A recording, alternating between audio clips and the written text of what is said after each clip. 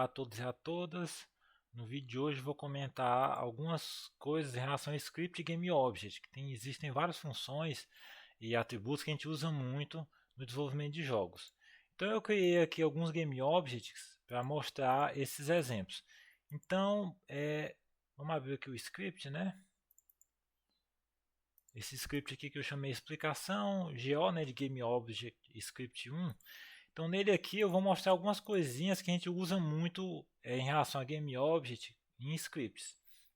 Então primeira coisa, como é que a gente faz para acessar a tag, né? Lembrando que aqui no GameObject, né, a gente tem aqui esse GameObject Py, né, o nome dele está aqui Py, e aqui embaixo a gente vê a tag. A gente pode, né, como a gente viu, criar várias tags. A gente pode vir aqui em Add Tag e vir aqui adicionar uma tag que a gente queira, apertar em Save e tem aqui uma nova tag. Então eu já criei aqui a tag jogador e armadura e eu atribuí essa tag jogador para esse GameObject.py. Então caso eu queira acessar a tag do GameObject no script, basta eu vir aqui e digitar GameObject, que quando eu quero acessar os atributos e métodos de um GameObject, no qual esse script aqui está executando, né, o script explicação JavaScript, ele está executando em algum GameObject. Caso eu queira acessar os atributos e métodos do GameObject ao qual esse script está executando, aí eu digito GameObject. Observe que é com G minúsculo, certo? Aí eu escrevo GameObject.tag. Aí eu vou acessar a tag do GameObject. Vamos aqui executar, né, que está dentro do comando print, então ele vai escrever no console a tag do GameObject no qual o script está executando. Esse script aqui está executando no GameObject.py.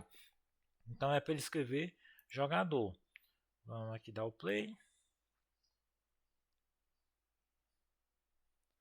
E aí onde está aqui compilando, vai executar. Então aqui, ó, primeiro print, né, jogador. Então que é exatamente a tag do GameObject.py. E aí a gente usa a tag normalmente para fazer comparações, porque a gente usa a tag para classificar, organizar os GameObjects da cena. Então, por exemplo, eu criei essa tag jogador, mas eu poderia criar uma tag para poções, outra tag para fogo, outra tag para inimigos, outra tag para chefão. Eu poderia criar uma tag para cada tipo de GameObject que está na cena. E é uma coisa que a gente vai fazer muito quando estiver, por exemplo, verificando colisões, é verificar a tag de um GameObject. Então, por exemplo, a gente usa a função compareTag para verificar se a tag de um determinado GameObject é igual a outra. Então, no caso aqui, eu quero verificar se a tag do GameObject desse script aqui, que está sendo executado, se essa tag, né, eu vou usar a função compareTag para comparar essa tag aqui, né, essa entrada, essa string, com a tag do GameObject no qual o script está executando. Então aqui ele vai verificar e retornar true, né, para verdadeiro, ou false para false. Então ele vai comparar se a tag do GameObject no qual esse script está executando é igual a jogador. Se for, ele vai retornar true. Então, no caso aqui, como a gente já sabe que a tag do GameObject.py é jogador, então ele vai retornar true, né, que é como está aparecendo aqui. Outro comando que a gente utiliza muito é getComponent. GetComponent, a gente utiliza ele para acessar algum componente do GameObject. Lembrando que cada espaçozinho desse aqui, né, cada caixinha dessa aqui com esses atributos, né, é um componente. Então aqui tem um componente transform, o componente mesh filter, né, cube, o componente mesh render. Então normalmente a gente quer acessar no script esses componentes para alterar algumas informações.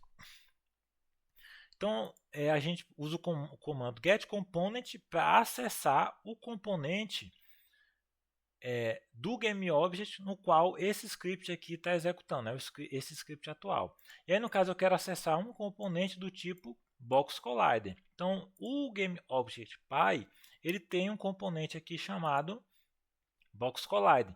Então a gente vai com essa função aqui getComponent, passando o parâmetro Box Collider, aí a gente vai acessar aquele componente Box Collider. Aí, ó, observando que eu tenho aqui o menor que, o maior que, e aí depois o abre e fecha parênteses, que o pessoal esquece muito quando está escrevendo, aí acaba dando erro. Então eu posso daqui, ó, essa função vai me retornar um componente. E aí se eu colocar aqui ponto, eu posso acessar os métodos e atributos desse componente, como por exemplo aqui bound, center, close points, compare tag, etc. Só que outra coisa que a gente faz muito também é, como essa função retorna um componente, a gente atribui esse componente para uma variável. Porque Box Collider, por exemplo, a gente acessa demais durante o desenvolvimento do jogo, porque ele trata a colisão de física do Game Object. Então é comum a gente ficar acessando esse componente. Para a gente não ficar o tempo inteiro digitando get component box collider, para não ficar muito longo o código, a gente atribui ele a uma variável. Então eu criei essa variável col, né, que é o começo de collider, e essa variável do tipo box collider, ou seja, o mesmo tipo lá do componente. Então quando eu uso aqui get component box collider, ele vai atribuir a essa variável col o componente box collider do game object no qual esse script está executando. Se eu quiser verificar, encontrar o primeiro componente do tipo box collider que estiver no GameObjectPy ou nos filhos dele, eu uso a função getComponentInChildren. Aí a Unity vai buscar no GameObjectPy ou nos filhos dele o primeiro componente box collider.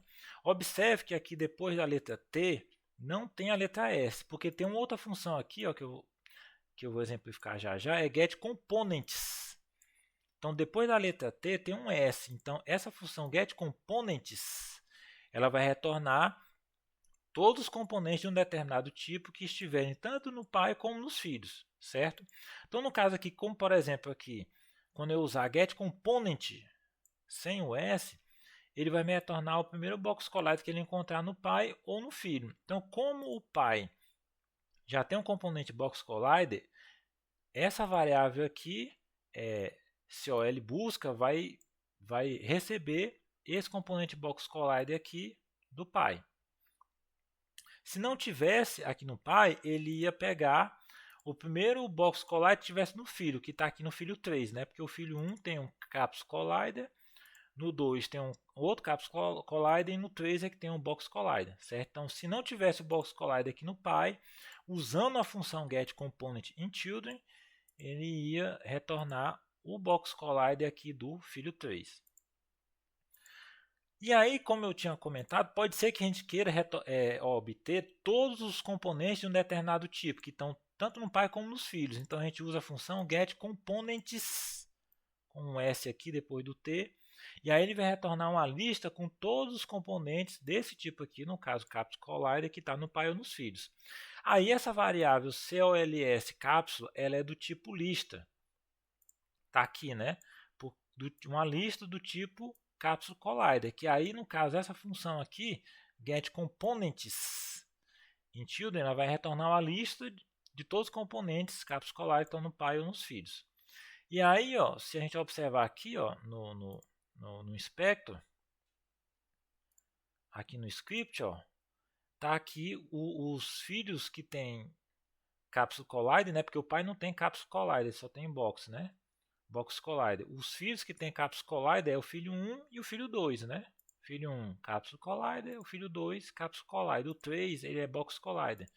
E os cube também é box collider. Então, se a gente observar aqui no script, né? Aqui os dois elementos que ele tem, da variável cols cápsula, são exatamente os dois filhos, os dois game object com o capsule collider. Se eu quisesse percorrer cada um desses elementos da lista, eu poderia usar um for each, aí criava uma variável C do tipo capsule collider, né, porque cada elemento da lista é do tipo capsule collider, e aí eu poderia percorrer cada elemento aqui e acessaria cada atributo ou método como se estivesse acessando diretamente. Aqui, por exemplo, aqui eu esqueci de comentar, mas aqui é o getComponent, como eu falei, se a gente colocar ponto aqui, aí eu vou acessar os métodos e atributos do componente box collider. Se eu fizer aqui col ponto, aí eu vou acessar os mesmos atributos e métodos de box collider, porque no caso dessa variável col é uma variável do tipo Box Collider, certo? Então é só para a gente não ter que ficar o tempo inteiro repetindo aqui esse texto de código. Basta eu escrever a variável COL, que ela tem uma referência para o componente Box Collider do GameObject no qual esse script aqui executa. Então, se eu percorrer cada elemento aqui da lista de COLS cápsula, eu vou acessar cada componente do tipo cápsula collider que está na lista e eu posso acessar os atributos e métodos que tem nele. E aí outra coisa que a gente utiliza muito, né, no desenvolvimento de jogos é ativar e desativar GameObject.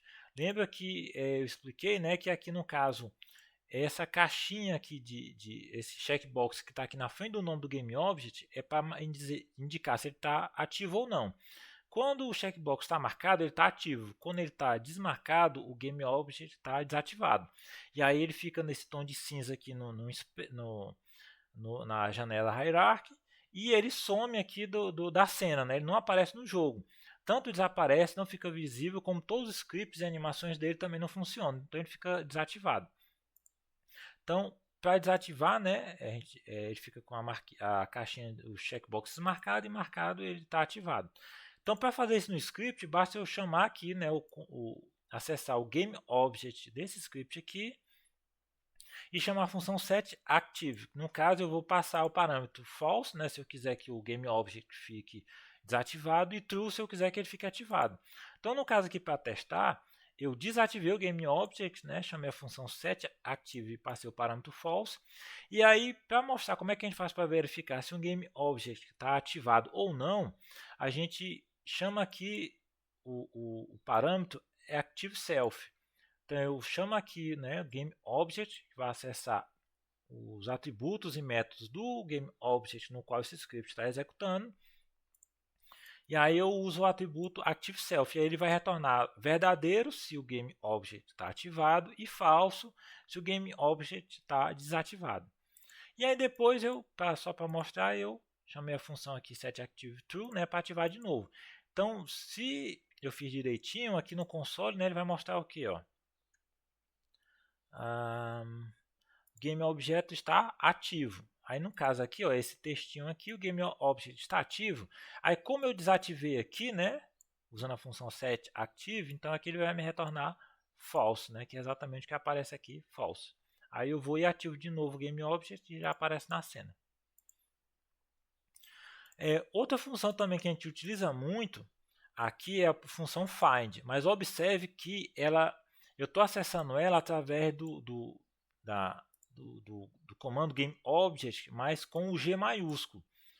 Com o G maiúsculo eu não estou acessando o GameObject que tem esse script executando, eu estou acessando a classe GameObject. E essa classe ela tem alguns métodos interessantes, como por exemplo o find, que a gente usa para procurar algum GameObject na cena. A gente passa aqui como parâmetro o nome dele. A gente passa ele como parâmetro, aí a Unity vai retornar o primeiro GameObject que ela encontrar com esse nome MainCamera. No caso, a gente tem a câmera aqui da cena, né? Ela está com esse nome MainCamera. Então aqui com esse comando ele vai me retornar o GameObject que tem a câmera. Aí, do mesmo jeito aqui, como isso aqui é um GameObject, eu posso colocar aqui ponto, né, como eu fiz aqui, e acessar os atributos e métodos de um GameObject, certo? Aí um detalhe importante que se eu tivesse 3 GameObjects com o nome MainCamera, a Unity ia retornar qualquer um dos 3. Então se eu tivesse assim, por exemplo, ó,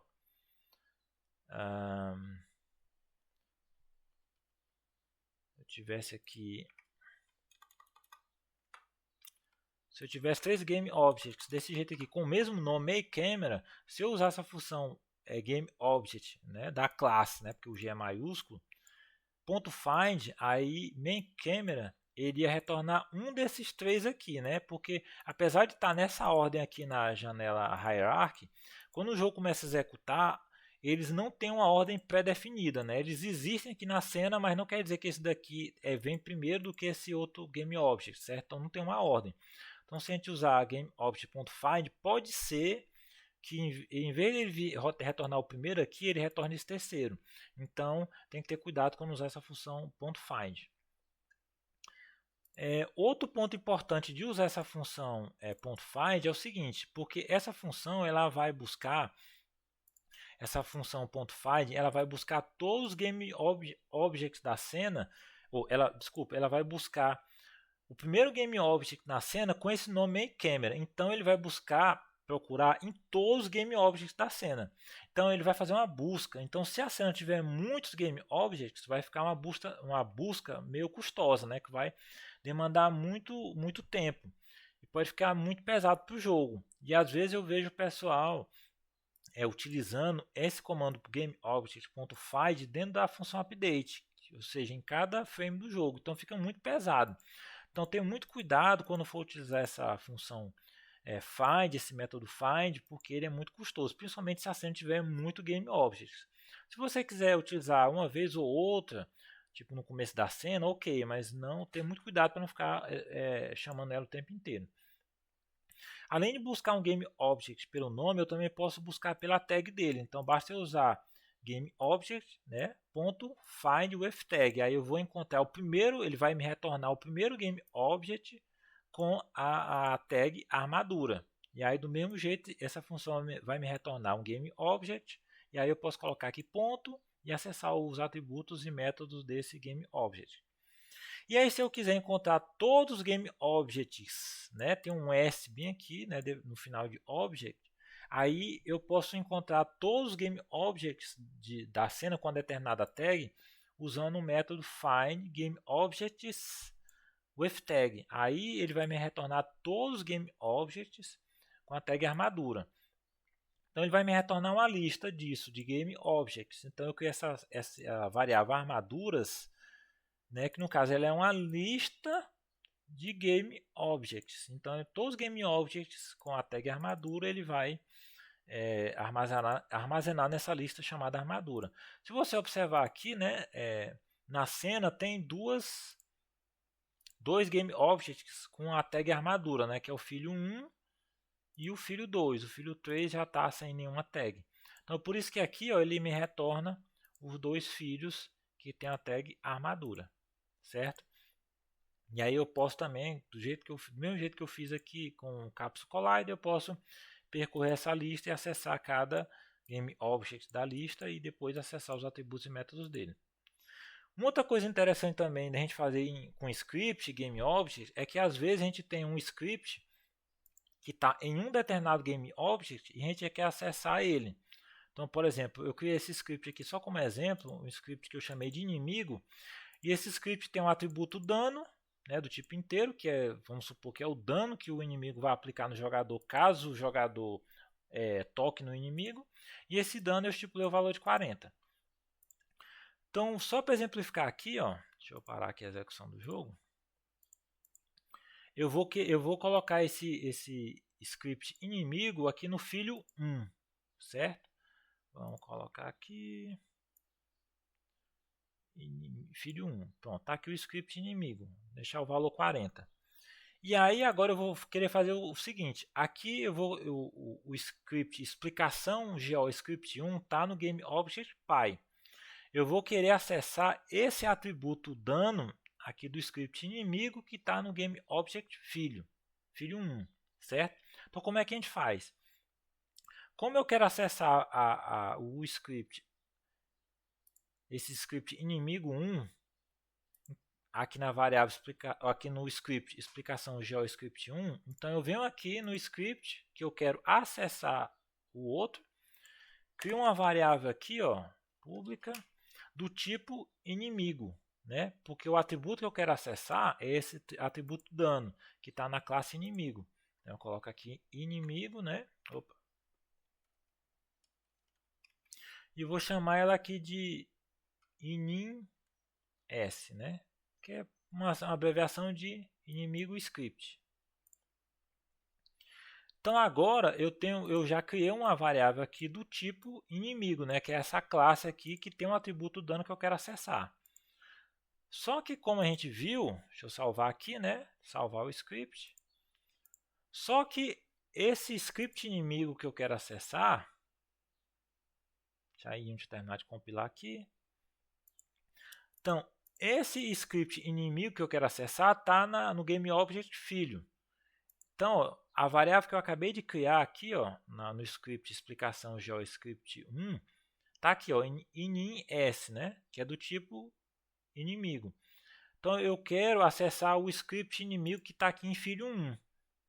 Então basta eu vir aqui, ó, clicar em filho 1 e arrastar para a variável inim_s. Aí pronto. Então a Unity, quando eu arrasto o filho 1 para cá, a Unity automaticamente verifica se no GameObject filho 1 tem algum script, né, tem alguma variável do tipo, desculpa, tem algum script do tipo inimigo.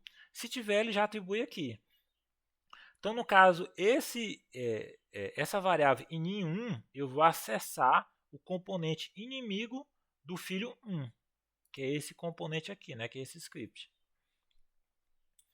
Então, como eu já atribuí a variável aqui na variável pai, agora eu posso acessar ela. Então, basta eu vir aqui, ó, colocar inim_s ponto, aí eu posso, eu quero acessar aqui o atributo dano. Então, eu boto inim dano.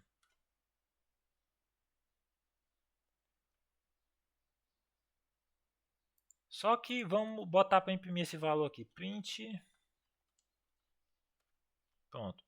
Então eu vou acessar o componente inimigo lá do filho 1 e vou acessar o atributo dano dele e vou imprimir aqui na tela com o comando print, certo? Então vamos salvar aqui e vamos testar. Esperar aí uns compilar.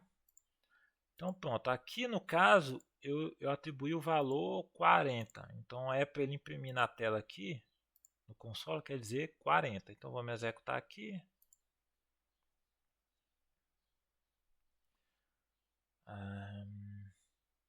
Então tá aqui o valor 40, ó, que é o valor que está armazenado aqui na variável dano, é o atributo dano do script inimigo. No caso, esse script está aqui na variável filho 1.